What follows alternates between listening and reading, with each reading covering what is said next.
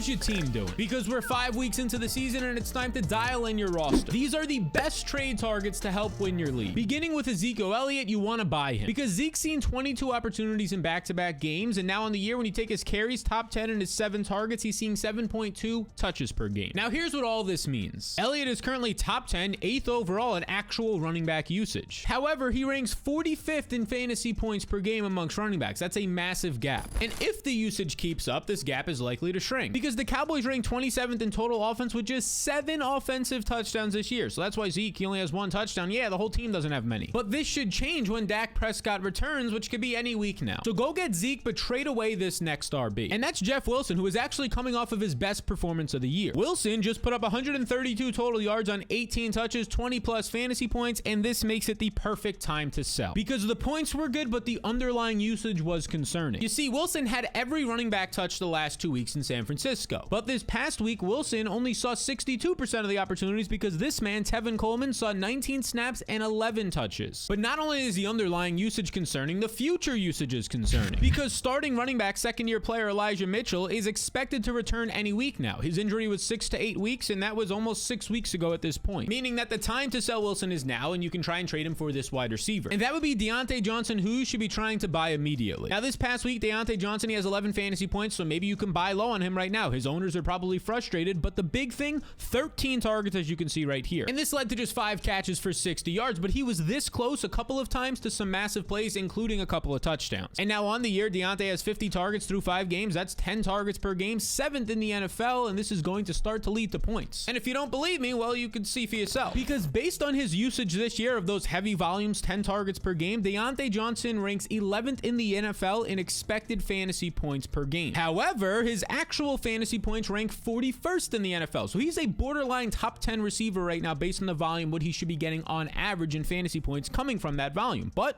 it's not panning out. But just like we've seen with players in the past, like an Alvin Kamara this past week, it's going to start to pan out when you're getting that usage. Especially when you consider that these targets are high value targets. He's not just getting high volume. Well, he ranks top 5 in deep targets. Those lead to big plays. And this past week, he finally got involved in the red zone. 3 red zone targets this past week after head coach Mike Tomlin said they have to get him involved more in the red zone. So expect him to cash in on this usage soon. So get him and then trade away this 3rd-year wide receiver. And that's Bills wide receiver Gabe Davis, who you should try and sell high on right now because he just went off for a 30-plus point game. He has just 3 receptions, 170 yards, 2 touchdowns on 6 targets. But now here's why you want to trade him. Davis's usage suggests that he's a boom or bust player. The boom side is that he's leading this Bills team in wide receiver snaps when he's out there in routes run, actually ahead of Stephon Diggs. But the bust side is that he currently ranks 2nd amongst all receivers, and if you take out the small sample of Laviska Shenault, he actually ranks 1st in luckiness. How many points he's scoring based on how many he should be scoring. He's scoring 6 more points per game than he should be. And you might be saying, well, what does that mean than he should be? It means based on the volume that he's seeing on average, he should not be getting all these extra points. He's scoring a lot of touchdowns, basically. Similar to Clyde Edwards-Helaire, this will start to come back down to earth. You're not just going to score touchdowns every 3 or 4 targets. And this 30-plus point game is likely going to be his best game of the year, which means he's at absolute peak value for the season. Try and trade him now. And maybe you could put him in a deal for this stud wide receiver. And that's the Eagles wide receiver, A.J. Brown, who is a must-buy. You see, Brown hasn't had a massive game now for a couple of weeks. It's been 3 weeks since he had that 19.5-point game. Since then, though, he's had his worst game of the year this past week, just 6 points. But his usage has been elite. In 2022, Brown is averaging 9 targets per game. He's the number 3 wide receiver in efficiency and number 4 at getting open. This is a deadly combo, making him the number 1 must-buy wide receiver. Get him, but then sell this RB. And believe it or not, you should try and trade Dalvin Cook now. You see, he's coming off of a season high, by far, 26-point game. It was the first time that he was in the top 15 amongst running backs, even though you probably drafted him with a top 10 pick this year. Now, the production was good, but the underlying usage was kind of concerning, and here's what I mean. He ended up seeing a season-low 56% of the snaps. And Alexander Mattison, for the first time this year, was actually the passing down back over Dalvin Cook. In the 2-minute offense, he ended up running more total routes, 19 to 17 for Cook. Even though Mattison ended up playing 11 less snaps, he was on the field more, but not only in the passing down situation. Because according to PFF, Mattison ended up seeing 2 goal line touches in this game. So this is kind of getting to a closer to 50-50 split than you're comfortable with for a first-round running back in Dalvin Cook. Try and sell him high. And then buy this next wide receiver who just had a bad week. And that would be veteran wide receiver Brandin Cooks, who ended up going out there and having a season-low 6 targets, but they didn't throw a lot in this game. They threw just 23 times, so this ended up being a 26% target share, which is still very good and borderline elite. And if you enjoy this content, remember to hit subscribe. Now, it led to just 6 fantasy points, 4 catches for 20 yards, and a lot of this, again, has to do with a poor offense and Davis Mills not looking that great. But it's important to see the bigger picture here because Cooks is still a borderline top 15 15 wide receiver in usage, averaging 8.4 targets per game. The issue is he has just one touchdown on the season. He ended up getting that touchdown last week. But here's the thing. Cook averages a touchdown every 17 targets in his career. But he has just one score on 42 targets this season. Expect more touchdowns to come soon. So buy him before that happens and then trade away this veteran RB. And that's going to be Melvin Gordon, who actually had a solid week 5 on Thursday Night Football. He had over 13 fantasy points. He posted 18 touches, a couple of receptions, and over 100 total yards. That's nice usage, but it's the time to sell this man. Because in the game, Gordon only played 56% of the snaps. Mike Boone was actually really productive, 85 yards on 10 touches while playing 49% of the snaps. And as you can see right here, Devine Ezigbo even saw a couple of snaps in this game. He's a running back 3. That might not seem like a lot, but if 3 running backs are going to be involved, that's a nightmare for fantasy owners. But it doesn't even stop here, because Latavius Murray was signed last week right before the Thursday night game, so he didn't have the playbook in time to actually play in the game, but he's going to play this week, which means this backfield is about to get even messier. So trade Gordon, but then buy this next player. And that's Packers rookie Romeo Doubs, who you can buy low right now off of a bad week, because the positive underlying metrics are continuing. He now has 3 straight weeks of seeing 28 plus routes, which is 90% of Aaron Rodgers dropbacks. And being on the field for 90% of Aaron Rodgers dropbacks means you're virtually never leaving the field. Now check this out. Doubs' usage has been great, and it ended up leading to back-to-back games of 8 targets, which translated to back-to-back games of a touchdown. People loved him then, but based on my Instagram comments and DMs and everything that I'm getting in the comment section here on YouTube, people are panicking after just 1 week when he goes for 3 catches, 29 yards, even though he continues to see the red zone usage, continues to see the routes, and continues to see the snaps. So this is opening up a nice buy low spot on the impressive rookie. Try and get him and then trade away this veteran back. And that would be the Bears running back David Montgomery, who actually plays on Thursday Night Football this week, so try and make that quick trade. Now Montgomery returned from injury in week 5, and he went right back to being the main running back, playing 77% of the snaps. When you take into account his 12 carries and his 4 receptions, he ended up out-touching Khalil Herbert 16-4. So he's the main guy here with no threat from Herbert, but there's a bigger issue. The Bears offense is still really poor, ranking 28th in total offense, and they've only scored 8 total offensive touchdowns this year. They struggle to move the ball, they struggle to get in the red zone, which hurts the upside and ceiling of Montgomery from a touchdown standpoint. Translation, Montgomery has capped and limited upside. So get rid of him and this veteran wide receiver. And this might seem controversial, but you should try and trade Tyler Lockett off of his massive week 5 performance. You see, Lockett goes for about 30 fantasy points. He has over 100 yards and 2 touchdowns, but he does it on just 6 targets. And now on the season, Lockett is a borderline top 10 receiver. In total points, he ranks 8th, and in fantasy points per game, he ranks 11th. However, his expected fantasy points per game based on his volume, not seeing elite volume, just seeing decent volume, is the wide receiver 23, which is still good. He's a top 24 wide receiver in expected points, but it's not the top 10 usage that he's actually producing right now. This means he's been solid, but his current pace is unsustainable. So here's your takeaway. Lockett is likely to finish as a top 24 wide receiver, but why not try and trade him for a consistent top 10 guy while he's currently at his peak value of the wide receiver 8 overall? So try and sell him and then go get this material. And that would be the fantasy cheat sheet that will help you win your fantasy league with tools every single day. And if for some reason you don't win your fantasy league, I'll refund the one-time payment of $10 for the cheat sheet to you completely risk-free. So if you want to access the fantasy cheat sheet that thousands of other people are utilizing right now to help them win their leagues, click the link in the description to learn more. And then go get Joe Mixon, because he is the #1 must-buy at the running back position. He ranks just 18th in actual fantasy points per game on this insane usage, but there's no way this holds up because he only has 1 touchdown on the season. That's why he's so far down there. This is very similar to guys in past weeks like Alvin Kamara last week. He was down there in usage and then he pops off. You're not going to be able to buy low on him anymore, but you can still buy low on Mixon, and it's going to change as soon as this week, because there's no way he continues to see this usage and just 1 touchdown when he's leading the NFL in red zone touches with 19. He's going to start to find the end zone because the average player with 15 plus red zone touches this year has over 3 touchdowns. And if you want to see exactly who these wide receivers are, then check out this lovely video right here. And if you're not already subscribed, be sure to do so.